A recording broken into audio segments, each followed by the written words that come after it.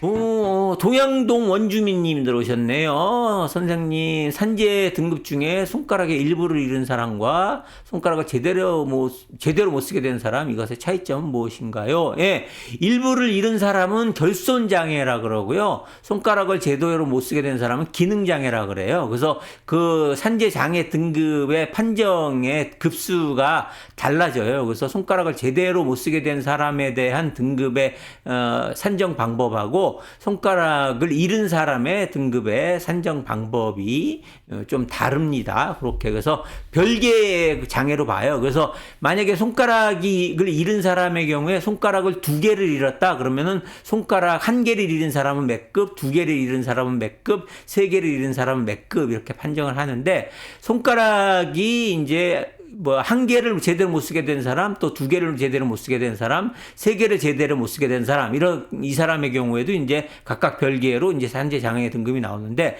그 손가락 중에서 1개는 절단이 되고 2개는 제대로 못 쓰게 된 사람, 이런 경우에 장애를 어떻게 판정하는 게 되냐면은 산재로 사고로 2개를 제대로 못 쓰게 된 경우 된 사람으로서 몇 급, 그 다음에 1개의 손가락을 잃은 사람으로서 몇 급, 그리고 그 2개의 조정, 이런 식으로 장애 등급을 결정을 하게 됩니다.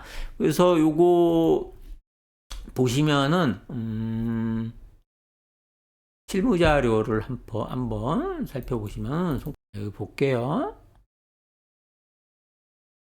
여기 보시면은 아까 말씀드린 대로 손가락을 잃은 사람, 손가락이 잘린 분의 경우에는 기질장애로서의 결손장애에 해당됩니다. 그래서 그 상급부터 14급까지 있어요.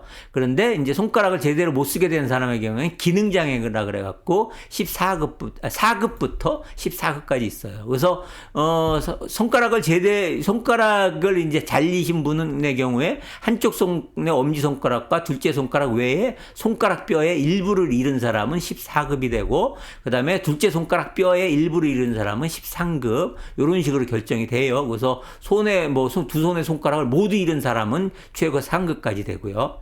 근데 이제 제대로 못 쓰게 된 사람의 경우에는 한쪽 손의 엄지손가락과 둘째 손가락 외에 손가락 끝관절을 굽혔다 펼다 할 수 없게 된 사람, 이런 사람의 경우에는 14급이 되고, 이런 식으로 새끼손가락을 제대로 못 쓰게 된 경우에는 14급이 되고, 그 다음에 한쪽 손의 둘째 손가락 끝관절을 굽혔다 폈다 할 수 없게 된 사람은 13급이 되고, 그래서 제일 높은 게 이제 결손장애는 3급이 제일 높은데 기능장애는 4급이 제일 높은 장애죠. 그래서 두 손의 손가락을 모두 제대로 못 쓰게 된 사람의 경우에 이렇게 4급이 됩니다. 그래서 이렇게 장애 평가 방법이 달라요. 그래서 손가락을 제대로 못 쓰게 된 사람과 손가락의 일부나 전부를 잃은 사람의 경우에는 장애 평가 방법이 다르고 그 장애 등급도 달라요. 그래서 손가락의 개수, 잃은 손가락의 개수에 따라서 이제 결손장애가 별도로 판단이 되고, 그 다음에 손가락을 제대로 못 쓰게 된 손가락의 개수에 따라서 기능장애의 급수가 판단이 되고,